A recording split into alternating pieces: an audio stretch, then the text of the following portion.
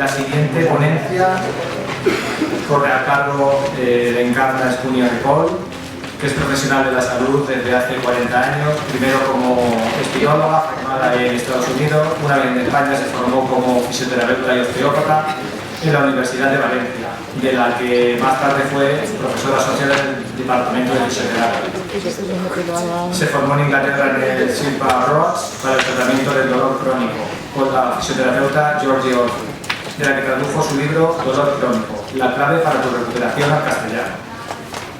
En 2015, en la London Inaugural Conference in Chronic Pain, comenzó un vínculo profesional con los doctores David Armstrong, David Clark y Howard Schultiner, a quienes considera sus mentores en este ámbito, y son fundadores, investigadores y docentes en la Psychophysiologic Disorders Association.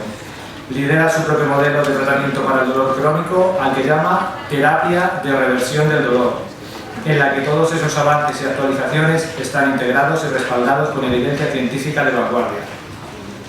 Hoy en esta ponencia nos va a hablar de la fisiopedagogía para la reversión del dolor crónico. Muy bien. Muchísimas gracias al Colegio Oficial de Fisioterapeutas de Castilla-La Mancha por haberme invitado a este acto de celebración de su aniversario, de su 20 aniversario, y también estamos de celebración porque también celebramos el Día Mundial de la Fisioterapia. Y la verdad es que no podían haber elegido un entorno más bonito que la ciudad de Cuenca y que el Museo Paleontológico de Castilla-La Mancha, donde estamos ahora ubicados para realizar este evento. También me gustaría resaltar que el Colegio de Fisioterapeutas de Castilla-La Mancha ha tenido una sensibilidad muy grande al convocar este doble evento alrededor de un tema tan candente y que todos sabemos de una incidencia pero también de gran sufrimiento humano. Esa parte es también muy importante, y que hayan tenido esta sensibilidad de, como vector para generar o para convocar un acto de este calibre, haber utilizado ese tema. Y bueno, sin más preámbulos, me voy a centrar en un tema que lo llamo fisiopedagogía, y ahora me doy cuenta que quizás lo tenía que haber entrecomillado, porque es un palabra que realmente se compone de la mezcla entre la palabra fisioterapia y la palabra pedagogía, que es algo que aquí se ha venido comentando en este evento al respecto de aprender o enseñar, o la enseñanza alrededor de la neurobiología del dolor o de la neurofisiología del dolor. Entonces, la mezcla entre fisioterapia y pedagogía es algo que sería interesante empezar a combinar. Entonces os decía que yo utilizo un tipo de abordaje a partir de eso, de lo que llamo fisiopedagogía para la reversión del dolor. Y bueno, quisiera comentar algunas cosas fundamentales respecto a esto, porque del dolor, que el abordaje del que yo voy a hablar, de las herramientas que voy a compartir esta tarde con vosotros y vosotras, porque creo que fundamentalmente aquí hay mucho clínico, hay mucha gente que hay mucho investigador y mucho profesional de la docencia, pero también hay mucho clínico y mucha clínica, ¿no? Muchas personas que están atendiendo pacientes tanto en la práctica privada como en la pública. Entonces, como os decía, lo primero que me cabe señalar aquí es reforzar un poco la definición que hemos dado de dolor y decir que este abordaje sirve para ese dolor que no tiene daño en el tejido, o sea, es el dolor sin daño, el dolor que se siente, se percibe y se ha descartado daño en el tejido, o si lo hubo, este ya curó. A este dolor se le suele llamar también, además del nombre de crónico, que para mí es el peor nombre que tiene, porque crónico hace referencia únicamente al tiempo, no habla del mecanismo que lo causa, simplemente habla del cronos, de que tiene más de 3 o 6 meses de evolución. Entonces tiene un nombre un poco extraño que sería interesante que empezáramos a cambiar, ¿no? Sobre todo en este tipo de abordajes donde fundamentalmente es la enseñanza y la pedagogía, alrededor del cual es como la columna vertebral alrededor de la cual gira todo esto, ¿no? Entonces os decía que también se le conoce por dolor persistente, dolor recurrente, Y a mí me gusta llamarlo también dolor neuroplástico. Es un palabra también que está empezando a sonar ahora, que hace referencia a que este tipo de dolor se genera por redes neuronales, por un estado de conectividad neuronal que aprende a generar un estado de protección. Entonces, bueno, recordar un poquito algunas cosas fundamentales respecto a este tipo de dolor, que es como el dolor es un sistema de alarma o protección, y la gran novedad que aporta este abordaje es que esa alarma suena en el cerebro, no en los tejidos del cuerpo donde nos parece sentirla, ya que el cerebro realmente es el generador de la realidad a partir de toda la información que maneja y que gestiona, y que esa sensación dolorosa la puede estar perfectamente proyectando en la conciencia, como se proyectan las imágenes de cine en la pantalla. Entonces, muchas veces nos da la sensación, y muchos hemos nombrado aquí hoy, como a veces las personas que nos visitan en nuestras clínicas nos dicen: no, pero si yo me toco aquí y lo estoy notando, es muy físico. Nos dicen: no, me toco y me duele. Claro, si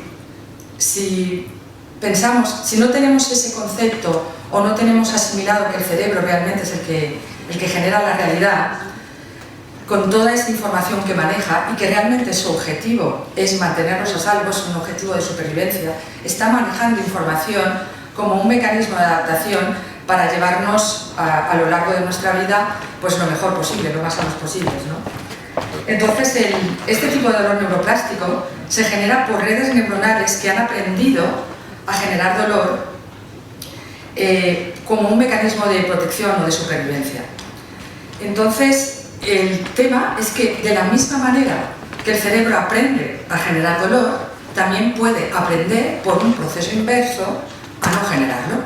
Entonces, para hacer esto hay que tener en cuenta toda la información que el cerebro está manejando y, sobre todo, que es un poco lo que vengo a aportar yo en la charla de hoy, herramientas clínicas que nos permitan hacer ese tipo de procesos. Bien, yo llevo, como decía en mi presentación, 40 años de vida profesional, de los cuales los 30 primeros, bueno, me dediqué a la terapia manual, además de la terapia manual de alta velocidad. Y en estos últimos 10 años me estoy dedicando a estudiar, a profundizar y a practicar este tipo de abordaje que yo le llamo, digamos, sería como la marca de la casa, terapia reversión del dolor, ¿no? Pero de esos primeros 30 años, de verdad que me pasé muchísimo tiempo haciendo cursos, reciclajes, buscando constantemente mejorar las técnicas, ayudar, o sea, dónde estudiar y cómo mejorar, cómo seguir aprendiendo. Yo creo que los fisioterapeutas somos de los profesionales de la salud los que más estudiamos, vamos a cursos, nos reciclamos constantemente buscando la mayor eficacia y dar realmente solución a ese sufrimiento humano que es el dolor, ¿no? Porque como ha dicho, por ejemplo, esta mañana Federico Montero, que muchas veces las personas vienen en primera instancia a los fisioterapeutas, sobre todo cuando es dolor musculoesquelético. Entonces vienen en primera instancia y, claro, siempre hemos estado, al menos yo he estado buscando poder dar una verdadera solución a ese sufrimiento y a esos padecimientos que tenían. Y bueno, la verdad es que andaba buscando constantemente técnicas y maneras de mejorar eso. Y de repente me di cuenta, bueno, de repente, es una manera de hablar, no fue de repente, fue analizándolo poco a poco, que estaba ayudando más por mis soft skills, que hoy también se han mencionado en varias ocasiones, que ayudaba más por las soft skills, o sea, lo que se llamarían habilidades blandas, que por esas técnicas estupendas que andaba yo buscando por ahí que mejoraran mi práctica clínica. Entonces quiero compartiros una investigación de un colega norteamericano que, bueno, viene, yo lo he entrecomillado así, que comporta o que conforma a un buen fisio. Y bueno, fijaros que yo me jactaba de mis años de experiencia clínica y la experiencia, fíjate que solo un 1% en el estudio de este hombre. Sin embargo, fijaros, tened en cuenta que también esto está hecho por norteamericanos, que al tema de la comunicación le da mucha importancia. Pero bueno, yo creo que ha sido mencionado también aquí por otros ponentes, ¿no? Ser un buen comunicador lo ponen en primer lugar. Ser comprensivo y empático también tiene un alto porcentaje. Conectar con los pacientes y sobre todo ser cariñoso y estar presente. Y no necesariamente presente en las redes sociales, sino estar ahí en ese momento en el que estás escuchando. Y luego pues, también quiero compartiros este otro estudio respecto a la escucha, que es otra de las soft skills, la escucha terapéutica. Este estudio habla de que la escucha es en sí mismo un acto terapéutico. Y yo aquí señalo que los fisios se enfocan normalmente demasiado en las técnicas y que deberíamos focalizar más en la relación con el paciente que en las técnicas y en los movimientos, ¿no? Es el paciente quien tiene la respuesta, eso también hoy se ha comentado. La terapia centrada o que gira alrededor de la persona, y así vemos a la persona como un todo y somos realmente eficaces y útiles en este caso para el dolor en especial. Entonces, ya sin más, me pondría a comentaros un poco en qué consiste estas herramientas que voy a compartir con vosotros hoy someramente, pero por lo menos quisiera induciros a una cierta curiosidad como para poder buscar más y aprender más sobre ello, ¿no? Os decía que en mi abordaje que llamo fisiopedagogía para la reversión del dolor, está basado en varios pilares, pero digamos, yo creo que la imagen de pilar quizás no sea la adecuada, porque sería como construir una casa. Primero hay que poner unos buenos cimientos y después, ya sobre ellos, todo lo demás. Y para mí, desde luego, los buenos cimientos se producen con educación en neurobiología del dolor. Este sería el fundamento, por eso lo de fisiopedagogía. Cómo aprender, cómo enseñar a desaprender que esas redes neuronales que han aprendido a generar ese dolor sin daño, o que si lo hubo, se quedó la alarma sonando, porque esa es otra de las metáforas que utilizo a veces con el público, ¿no? Porque se ve rápidamente. El dolor del que hablamos, del dolor neuroplástico, sería un dolor que para empezar, porque hasta hace nada, en el modelo biomecánico y biomédico que manejábamos, hoy lo hemos visto en varias ponencias, cómo asociábamos dolor y daño, y ahora empezamos a ver que una cosa es el dolor y otra cosa es el daño, y en todo caso, para tratar el dolor, la diana es el cerebro y no tanto los tejidos. Específicamente en este tipo de dolor, en el cual se ha descartado daño a los tejidos. Yo por eso decía que la metáfora de la alarma de incendios es muy gráfica para aprender a enseñar la neurobiología. Para mí el dolor sería una alarma que se enciende y no hay incendio. Y la diferencia entre daño y dolor es la misma que hay entre el incendio y la alarma de incendio. Son dos cosas completamente diferentes. El dolor es un mecanismo de protección que ha ido evolucionando con la especie justamente para protegernos, y veréis que contextualmente, según en ese enfoque biopsicosocial, la parte social de sociedad, de un tipo de sociedad a otro tipo de sociedad, varía completamente. Entonces, ese enfoque también es importante tenerlo. Entonces, como os decía, dolor y daño son dos cosas diferentes, de la misma manera que son dos cosas diferentes la alarma de incendios y el propio incendio. De hecho, a veces ocurre que el incendio pues ya lo hubo, se apagó completamente y sin embargo la alarma sigue sonando. Bueno, producir toda una serie de metáforas, de alegorías y de educación y de pedagogía como para que todo tipo de gente pueda entender una cosa tan básica como la que acabo de decir ahora y a partir de ahí seguir adelante. Entonces ya entramos un poco más en materia. ¿En qué novedades? Porque todo esto hasta ahora muchos de vosotros lo conocéis.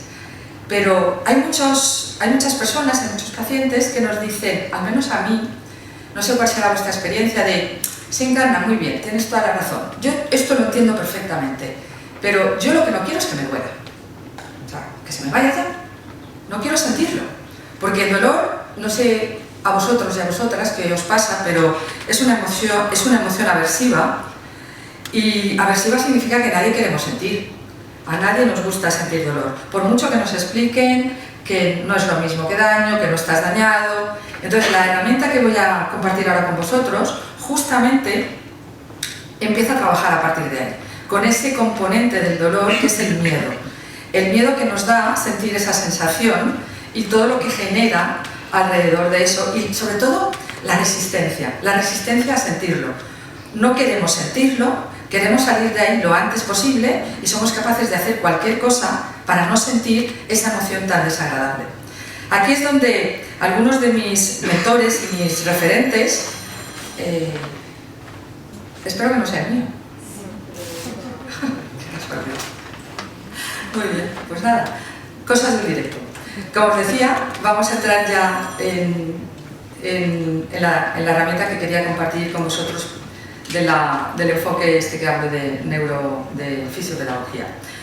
Esta herramienta se llama terapia de reprocesamiento del dolor y ha sido recientemente publicada su eficacia en una de las revistas más prestigiosas que hay, que es la Journal of American Medical Association. Este artículo tiene muy poco tiempo publicado, creo que, no sé, 9 meses, 10 meses, una cosa así, pero los resultados de este enfoque son impresionantes porque va a trabajar justamente con ese componente, que es el miedo, la resistencia y la aversión a sentir esa sensación que es la sensación de la experiencia de dolor. Entonces, este estudio se realizó, os cuento primero los resultados y luego os voy dando los detalles, ¿no? En este se vio que el 98% de las personas, de los pacientes, mejoraron, el 66% al final del tratamiento, al final de la aplicación de esta herramienta, o no sentían dolor o casi no sentían dolor al final del proceso, y estos resultados además se mantuvieron en gran medida un año después de la aplicación. Entonces os describo un poco el estudio. Se hizo en la Universidad de Boulder, Colorado, Estados Unidos, y fue un ensayo aleatorio controlado. Y el diseño del estudio constó de 3 vertientes. 50 personas reciben esta terapia que ahora voy a pasar a describir, la terapia de reprocesamiento del dolor. 50 personas recibieron una infiltración placebo, o sea, no sé, no he comentado que eran fundamentalmente personas con dolor de espalda baja, low back pain, que ya sabéis que es de una incidencia muy grande. Y finalmente, 50 personas constituyeron el grupo control, que simplemente fue estar en lista de espera. Como os decía, os voy a ir describiendo las características. A todas estas personas que se presentaron, se les realizó una resonancia magnética nuclear como parte del estudio. Todos tenían anormalidades en la columna vertebral, o sea, en todos se veían anormalidades en la resonancia magnética nuclear. Esto es, que si hernias de disco, que si protusiones, que si síndrome facetario, o sea, que no es que tuvieran unas columnas limpias, había mucha anormalidad y anomalía, pero sin embargo se descartaron radiculopatías, infecciones, o sea, se descartó todo aquello que pudiera estar asociado a daño en el tejido, y con esto ya estoy diciendo que ese tipo de anomalías no se consideraron como daño. Entonces, las características fueron que la población que se eligió tenía un nivel educativo alto, y fijaros que el promedio de edad era de 41 años, sin embargo, el tiempo que tenían de duración del dolor era de 10 años. Con esas dolor de espalda baja, ¿no? Eso no quiere decir que les dolía todos los días absolutamente, podía ser recurrente o intermitente, pero que llevaban 10 años con ese dolor de espalda baja. Entonces, los resultados fueron los siguientes. Según esta escala, se vio cómo, veis ahí, entre 4 y 5, espera, creo que esto tiene un punterito. O no, estoy haciéndola. No se maneja el puntero, no pasa nada, no es nada grave. Se ve claramente, la línea azul es en la que se utiliza la terapia de reprocesamiento del dolor. Estaban entre 4 y 5, y se ve ahí, lo que han hecho es representar en un gráfico que se vea inmediatamente los resultados que dio la terapia de reprocesamiento del dolor, la infiltración placebo y el grupo de control. Y la diapositiva que antes se me ha colado era que esos resultados se mantuvieron. Aquí están medidos 6 meses después, pero se mantuvieron hasta un año después. Os muestro otro tipo de gráfica para que lo veamos para quien quiera verlo en modo estadística.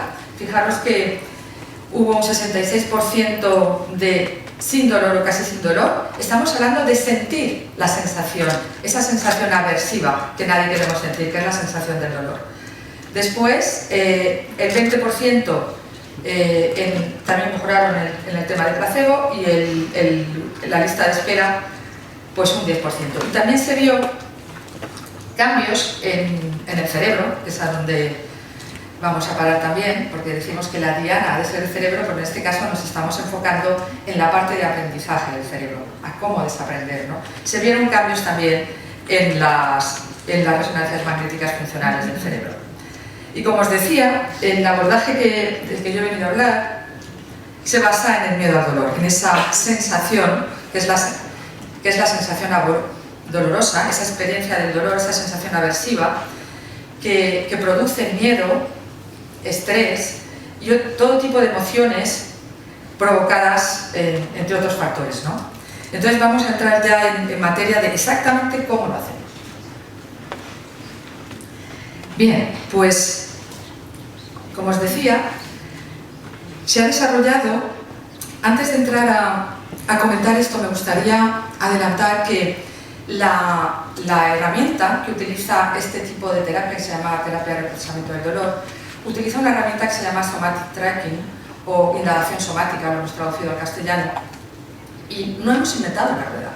Lo que hemos hecho es hacer una actualización de técnicas, pautas y herramientas que vienen casi todo de soft skills, o sea, de esas técnicas blandas, habilidades blandas de las que antes comentaba. Lo que hemos hecho es como, bueno, para mí la mejor imagen es la del bizcocho de chocolate, que por cierto hemos tenido uno muy rico esta mañana en el desayuno. Nadie puede decir que se ha tomado un bizcocho de chocolate si un día se toma el chocolate, otro día se toma la harina, otro día se toma el azúcar y otro día, ostras, no me acuerdo cuál es el otro componente, pero es igual, si otro día hornea el bizcocho. O sea, porque hay gente que dice, sí, yo esto ya lo he hecho. Sí, no sé si os ha pasado a vosotros. No, yo ya esto de lo de que dolor y daño no es lo mismo y lo de que el dolor no está... Yo todo esto ya lo he escuchado, pero a mí me sigue doliendo. Yo lo que no quiero es sentir esta sensación, ¿no? Entonces, claro, sí, yo ya he hecho esto, yo ya he hecho esto otro, yo ya he hecho esto de más allá. Y claro, el tema es que estas cosas hechas así, es como lo de tomarse hoy la harina, mañana el chocolate y pasado el azúcar. Ha de ser la sinergia, el cómo todas esas herramientas se combinan y se adaptan específicamente a este tipo de persona para que tenga ese resultado, para que no sienta esa sensación aversiva.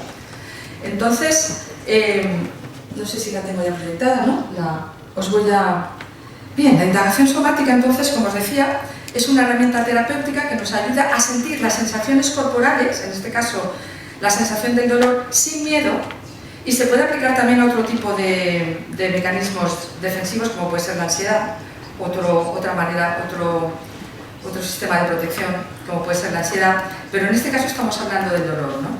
Esta herramienta nos permite entrenar al cerebro, o sea, por un aprendizaje inverso, a no activar la señal de alarma o dolor, que no interprete como peligrosas las sensaciones corporales que son neutras, como por ejemplo, no sé, estáis ahora sentados, tranquilamente sentadas ahí en vuestros sillones y las personas, por ejemplo, que tienen dolor pélvico, pues podrían, simplemente por el hecho de estar sentado, están subiendo propiocepción, por lo tanto, una señal neutra, pero que el cerebro está decodificando, está interpretando y proyectando en la conciencia como algo peligroso.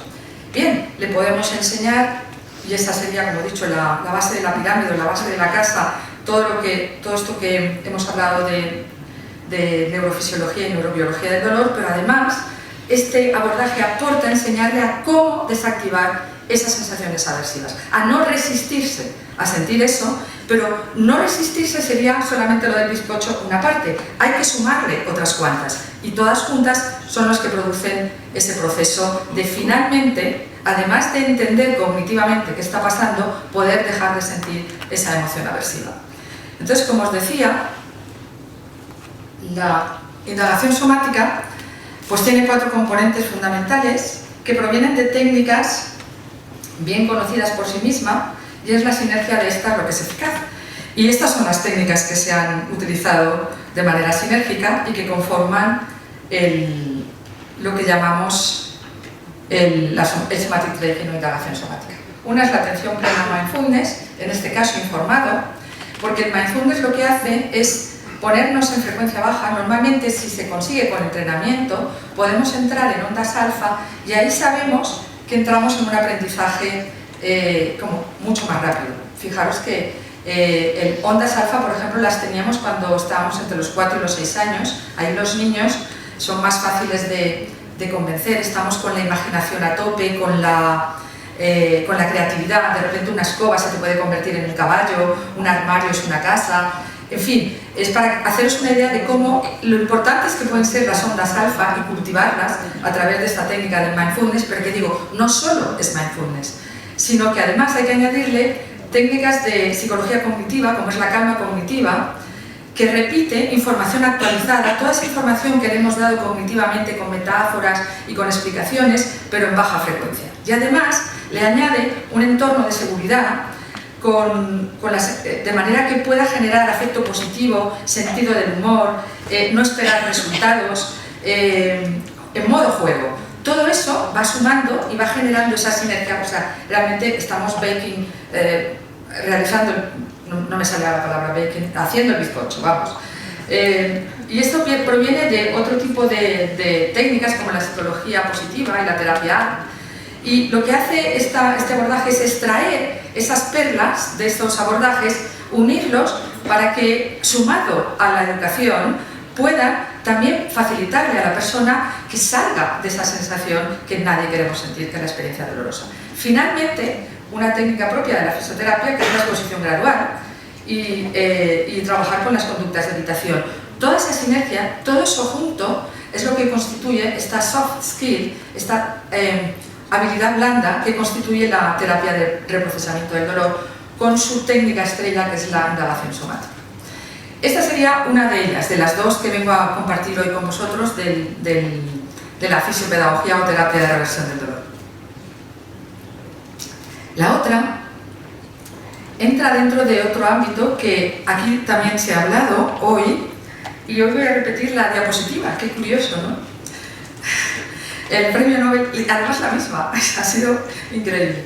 Bueno, el premio Nobel de Medicina del año pasado de Pataputian, yo me quedé con esta definición. El dolor es una emoción que tu cuerpo crea para evitar cosas que son nocivas para ti. En estas dos frases hay mucho metido. Primero, que el dolor es una emoción, por lo tanto, es una percepción que se infiere a través de información, es una conclusión a la cual el cerebro llega a partir de información. Y se crea para evitar cosas que son nocivas. El tema es qué cosas son nocivas. Hasta ahora, en esas cosas nocivas podría ser, no sé, que ponga la mano encima de una plancha y la retire rápido. Pero hoy hemos visto cómo toda la conectividad, todo el estado de conectividad que un cerebro es capaz de tener, toda la información que maneja, porque yo comparo al cerebro con una gran base de datos que utiliza información de todo tipo, y ello incluye también información que viene de las emociones, información que viene de nuestra cognición, o sea, de las ideas que tenemos del modelo biomédico y de lo que es dolor y daño, incluye un montón de información. Y a mí me hizo buscar herramientas de este estilo, esta investigación que conocí hace unos años, que realmente para mí fue un shock, que fue la investigación de Castro, que es muy antigua. En el año 2001 fue producir un whiplash virtual, o sea, las personas que fueron sometidas a este estudio nunca tuvieron ninguna lesión, nada se rompió, no les pasó nada en sus cervicales. Sin embargo, el 20% de las personas de ese experimento desarrollaron dolor. Y lo que hizo preguntarse a los investigadores, bueno, ¿qué es lo que marca la diferencia para que ese 20% de las personas que encima no han recibido ningún daño desarrollen dolor? Y lo interesante es que antes del whiplash virtual, de ese no latigazo, se les ocurrió aplicarles 4 test psicológicos diferentes. Y estos, solamente con esos test psicológicos, pudieron predecir hasta un 87% quiénes iban a desarrollar dolor a la hora del choque, del no choque, a los 3 días y a las 4 semanas. Eso a mí me impactó muchísimo y dije, bueno, aquí tienes que seguir investigando. Y es que también luego me parece que Baliki y Akkarian hicieron otra, no he traído esa información, pero sí comentaros que ellos también hicieron otra investigación parecida y en este caso miraron al cerebro y concluyeron que solo mirando qué zonas o qué estado de conectividad, para empezar a hablar propiamente, porque lo de zonas tampoco ya es muy actual, sino qué estados de conectividad tenía ese cerebro, y se dieron cuenta que cuando la conectividad estaba más en zonas mesolímbicas, se podía predecir que esas personas iban a tener, su dolor se iba a quedar instalado, que iba a ser ese dolor del que estamos hablando, de dolor sin daño, o sea, de alarma que suena sin incendio. Entonces, en ese seguir buscando, conocí la terapia de conciencia y expresión emocional, que es la que vengo a compartir también ahora, y bueno, me dejó muy impactada el que, bueno, los americanos ya sabéis que son tremendamente pragmáticos, y el Ministerio de, por decirlo así, el equivalente nuestro al Ministerio de Sanidad, esta práctica la pone como en las best practice del pain management, o sea, una de las mejores prácticas del manejo del dolor, y sencillamente consiste en trabajar de una manera particular, con un aspecto particular de ese componente mesolímbico, en ese componente emocional de las emociones, a partir de información actualizada, información más nueva de lo que es la emoción o la teoría de la emoción construida, que entre otras de las personas que es una de sus líderes y que la divulga muy bien es Lisa Feldman Barrett. Entonces os voy a comentar un poco en qué consiste que también este estudio de la Emotional Awareness and Expression Therapy lo publicó otra revista tampoco esotérica como puede ser el Pain Research Paper, ¿no? A mí también me llamó mucho la atención, y además porque lo hicieron con pacientes con fibromialgia, que sabéis que son realmente una población un tanto especial por la complejidad de su dolor, ¿verdad? Y todo eso de si hay daño o no hay daño en este tipo de personas. Entonces os comento un poco las características de esta investigación, que a mí me hizo tener muy en cuenta a la hora de habilidad blanda para incluir en mi práctica como fisioterapeuta, en este caso como fisiopedagoga, esta técnica. El diseño del estudio igualmente tuvo 3 ramas de investigación en 3 hospitales diferentes. En un hospital se aplicó la TCE, la terapia de conciencia y expresión emocional, en otro se aplicó la terapia cognitivo-conductual, y en la tercera simplemente se les puso en lista de espera con un folleto de educación en fibromialgia. Y los resultados, bueno, el perfil, perdón, participaron 230 personas, de las cuales mayoritariamente mujeres, y se realizaron 8 sesiones en grupos pequeños, una vez por semana de 90 minutos de duración. Deciros que si queréis acceder a estos estudios, pues no es nada difícil, en Google os podéis acceder a ellos, y también en mi página web ponéis descargar estudio y lo tenéis enterito y podéis entrar a ver todos los detalles y a leerlo con profundidad. Entonces veamos un poco los resultados, brevemente y también con gráficas para que sea muy óptico, que entre bien. Pues aquí vemos la comparativa de los 3 tipos de abordaje que se utilizaron. En la de la izquierda, la azul, es la terapia de conciencia y expresión emocional, la naranja, la terapia cognitivo-conductual, y la gris, la lista de espera. Y lo que se veía fue un aumento, o sea, una mejoría de más del 50% en la sintomatología de dolor de las personas con fibromialgia. Al mes, la gráfica de la izquierda, perdón, y a los 6 meses la gráfica de la derecha. Os comento aquí un poco más para que lo podáis leer con más detalle. Se graficaba eso, la reducción del dolor en más de un 50%, y creo que se ve claramente la diferencia entre unos abordajes y otros, aunque aquí la comparativa no es ninguna técnica de fisioterapia propia, pero sí se ve la técnica en cuestión, que voy a pasar a explicaros. Entonces, esta herramienta, la terapia de conciencia y expresión emocional, lo que hace es tener en cuenta el lado emocional del dolor, la vis emocional del dolor. Y como os decía antes, una de las personas que a mí me gusta informarme y seguir, y que me ha nutrido mucho con el tema de las emociones, porque de eso también hay muchísima Pues mira, lo mismo que estamos aquí en paleontológico sobre las emociones, trabajamos todavía con información que es realmente antigua, ¿no? Y bueno, Barrett comenta que las señales o impulsos nerviosos o la información que interpreta el cerebro procede fundamentalmente de 3 fuentes. Esas 3 fuentes incluyen la externa, la estereoceptiva, que llega fundamentalmente por los sentidos, la interna del cuerpo, interoceptiva, y ello incluye la nociceptiva, y por lo tanto también la información de daño, y toda la que hay en la mente, consciente o inconsciente. Ello incluye la memoria y todas las experiencias pasadas. Entonces, claro, cabe trabajar en eso. Ahí es donde va este tipo de abordaje, ¿no?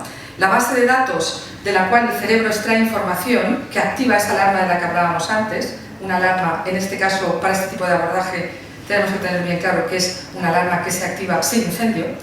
Esa alarma se puede activar, descartamos el daño, y en este caso sería por el estrés, por la sensibilización, por experiencias anteriores en la vida, por las creencias mismas que tenemos en el modelo biomédico. Eso genera una serie de síntomas, uno de ellos puede ser el dolor. Eso a su vez produce miedo y preocupación y ansiedad, y ahí tenemos la tormenta perfecta de un círculo vicioso. Y este abordaje lo que va es justamente a trabajar con el miedo, con la preocupación y con la ansiedad que genera todo esto, o sea, esa vista emocional del dolor.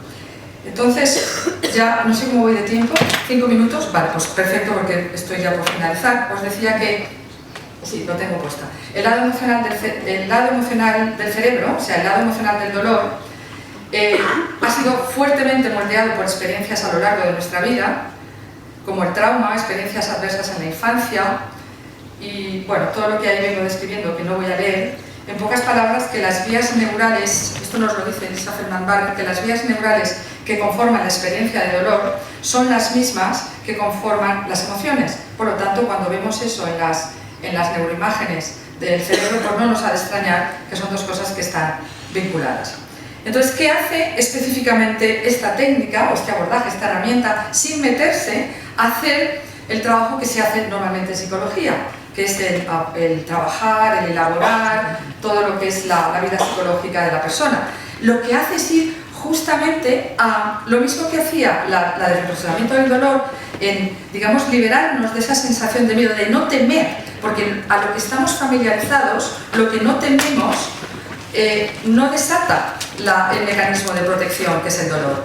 Entonces, lo que hace este abordaje, estas técnicas, lo que hace, bueno, es una herramienta de intervención terapéutica cuyo objetivo es comprender a través de un proceso educativo que las emociones son una forma en la que el cerebro maneja información, una forma un poco más sofisticada, porque ya sabéis que se compone de una parte cognitiva, una parte fisiológica y una parte conductual, y lo que hacemos es trabajar con esa información de manera que el cerebro, digamos, la persona, a través de ese estado de conectividad mesolímbica, esa conectividad que tiene que ver con la vida emocional, se familiarice, y para ello hay que proporcionar un espacio seguro y libre de conflicto en el cual pueda entrar a sentir esa sensación. Ahí se utilizan herramientas del estilo, ya he dicho, no hemos inventado la rueda, pero sí que utilizamos la relajación, la atención plena, técnicas de visualización que ayuden al sistema nervioso, que ese cerebro pueda reconocer y sienta esas emociones de manera que no las interprete como peligrosas. Estoy hablando en un lenguaje metafórico, comprendedme, porque estoy como personalizando al cerebro, pero es así, ¿no? Simplemente se le facilita visualización, atención plena, modo alfa y mensajes de seguridad, exposición a sentir esa emoción y lo más importante es cómo puede generar una visualización que le permita sentir que suelta. Todo esto nos lleva a esa parte de la que hablábamos antes de, ok, he entendido todo esto que me estás diciendo, pero yo lo que no quiero es sentir eso. Me da miedo, sencillamente es aversivo, todos nos resistimos a sentir esa sensación, que es la experiencia dolorosa. Ya para finalizar, comentaros que, bueno, mi ponencia era más que nada hacer un aporte más para salir de ese modelo biomecánico y hacer énfasis en las habilidades blandas, ¿no? En las habilidades de la pedagogía, de que realmente tenemos herramientas, tenemos técnicas que combinadas pueden realmente llevar no solamente a educar y a que la persona comprenda que no está dañado, que el dolor es un mecanismo de protección, que es una alarma que suena sin daño, si lo hubo, o sin incendio, y si lo hubo, pues este ya está apagado, sino que además lo podamos llevar a que no lo sienta. Y esa resistencia que tiene a sentir la experiencia de dolor no sea ese círculo vicioso que le hace aumentar el miedo y por lo tanto activar los mecanismos de protección y que el dolor vuelta a activarse. Entonces, ya para finalizar, bueno, comentar que el reto es para todos nosotros y nosotras salir de nuestros hilos, de nuestra zona de confort, de lo que nos es conocido, para contribuir a erradicar ese sufrimiento humano inútil que es el dolor sin daño. Y ya sin más, bueno, pues doy por finalizada mi charla, agradeciendo de nuevo al Colegio de Castilla-La Mancha y a todos vosotros por haber acudido a esta ponencia tan singular y con ese nombre tan extraño, y sobre todo al resto de ponentes que hoy, bueno, nos han nutrido con una información espectacular. Muchísimas gracias.